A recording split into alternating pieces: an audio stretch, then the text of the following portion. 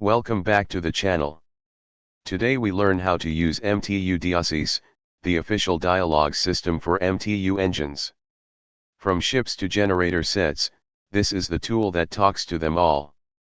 Connect the dialogue cable to the engine controller and open DiaSys. Select the engine series, and the software establishes a session with the ECU. You are now inside the engine management. The fault memory shows current and stored events, each stamped with operating hours. This history tells the engine story, when problems started, and how often they return. Open the measurement values to see the engine live. Pressures, temperatures, and speeds across every channel.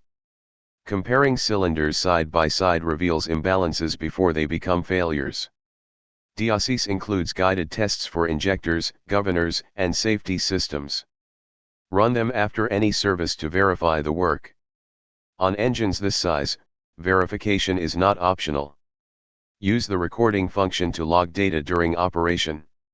Reviewing trends over time supports maintenance planning and warranty cases with hard evidence instead of opinions. Field tips. Dialogue cables live a hard life. Check them first when connection fails. Match the DiaSys version to the engine generation. And document every session for the service history. That is MTU DiaSys in daily use. We provide the full version with remote installation and support at diagramtechpro.com. Subscribe for more guides, and see you in the next video.